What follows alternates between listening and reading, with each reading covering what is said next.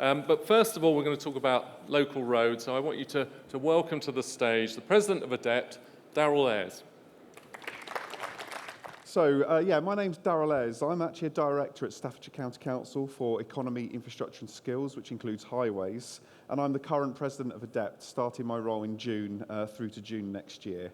And for those of you that don't know who or what ADEPT is, we are the Association for Directors of Environment, Economy, Planning and Transport. And that really long title is the reason why we refer to ourselves as ADEPT. We represent place directors and all kind of services that shape places around the country.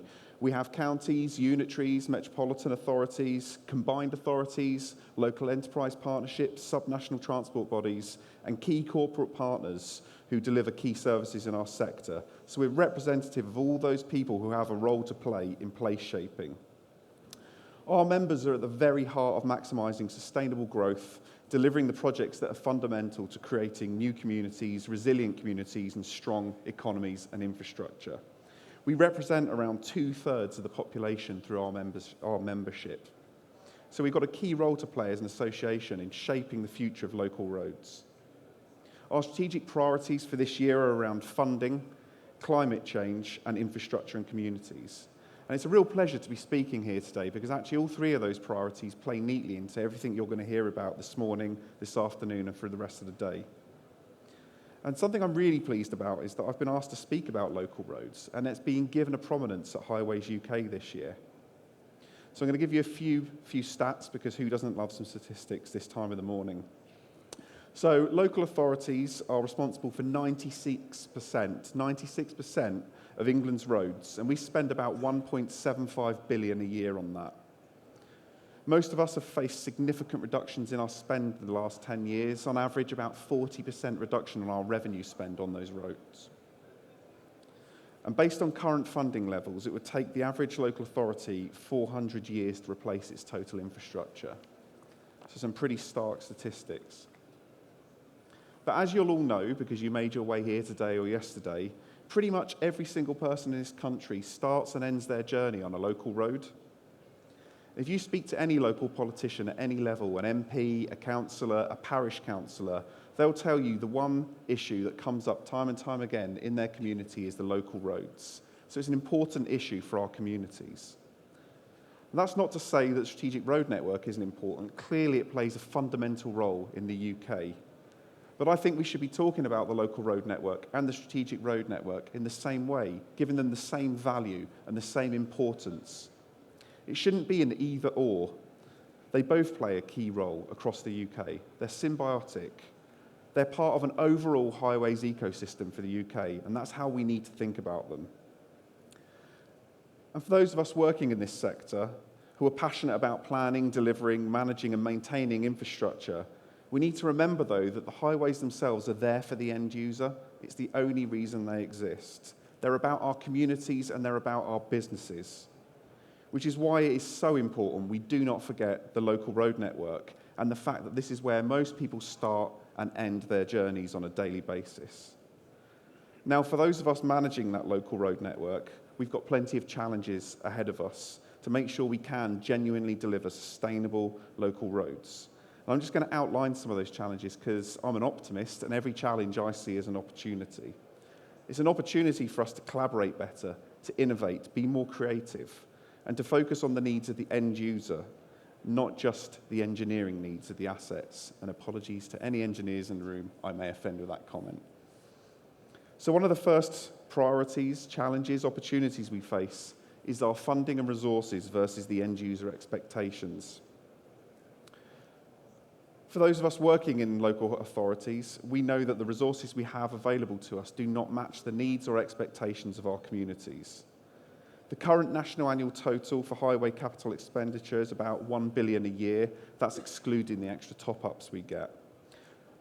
But there's a backlog across the highways in the UK, and the last AIA alarm survey said it's about 9.79 billion. So we need 10 times roughly the funding we get to clear that backlog of defects. It's a huge amount. But even if we just doubled that amount of money, we'd be able to clear the backlog theoretically in a decade. But there's other assets as well beyond the roads that we have to manage, such as bridges. And all of those add costs onto that.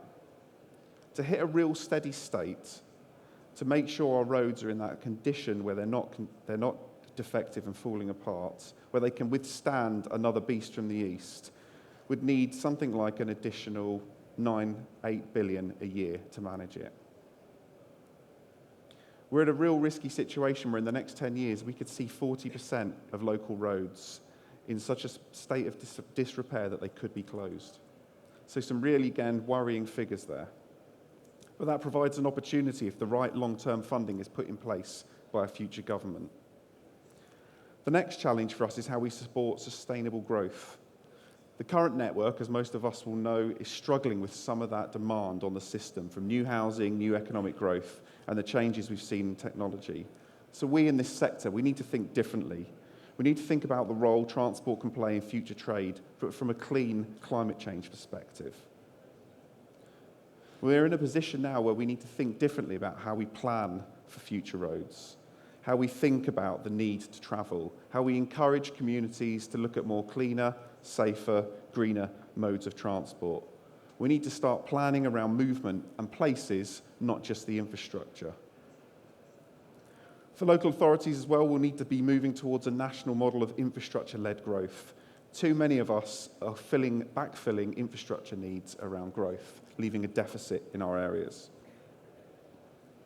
The next challenge we face, and you're going to hear quite a bit about this today, and I suspect in the run-up to the elections, is climate change.